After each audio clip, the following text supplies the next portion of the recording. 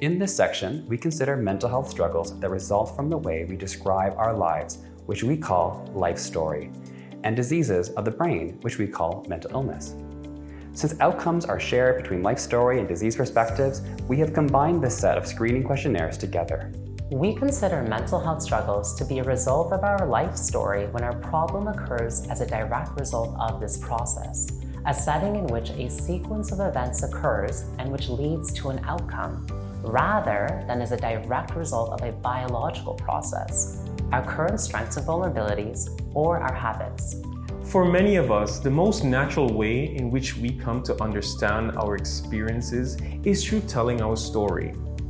In telling our story, we connect the setting, the characters, the obstacles, and the key events that lead towards our current circumstances.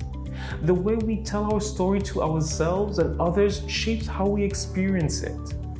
All mental health struggles occur within our life story, and as such is often key in understanding all other perspectives. We often recognize that life story is critical in understanding our current problems when we have taken away from our story a meaning that leads to suffering.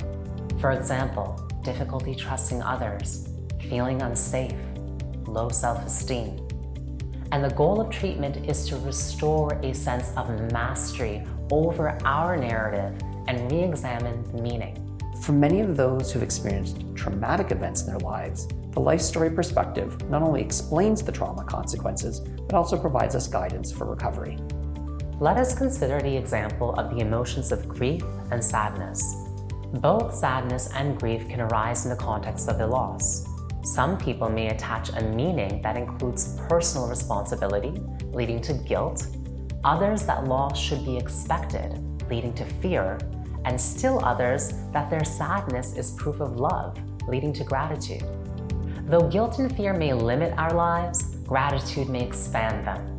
Sadness and grief can also be part of a disease process, which we will describe shortly. The disease perspective shares many similarities with the life story perspective, most notably the outcomes. It also shares the idea of a sequence. However, in the disease perspective, the sequence starts from a biological process that leads to a change in brain function, such as higher or lower activity in certain areas. Mental health clinicians are trained to catch these biological changes by looking at combinations of symptoms, called syndromes, that when seen together are clues that raise the likelihood that this process is occurring. For example, the combination of sadness and fatigue, lack of interest in hobbies, and difficulty in concentrating is seen together in a clinical depression. It can be difficult at times to distinguish between life story and disease perspectives, and sometimes both can be happening together. When the disease model is critical in our understanding, symptoms often arise without a clear connection to a specific encounter, and outcomes are distinct from our routine moods, thoughts, or behaviors.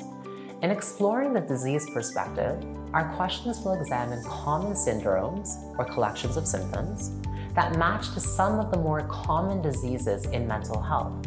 The identification of a syndrome is helpful in directing treatment, as much of the medical approach has studied medications and therapies that target the pathological processes that underlie them. As we are only asking for common symptoms, you may notice that we did not ask about a symptom that you are dealing with. If this is the case, please consider completing another section. If your symptoms are still not covered, please reach out to us with the contact information provided at the end of the assessment. For some individuals, outcomes of a positive screen in this section may include an invitation to a group, additional assessment, or self-help resources.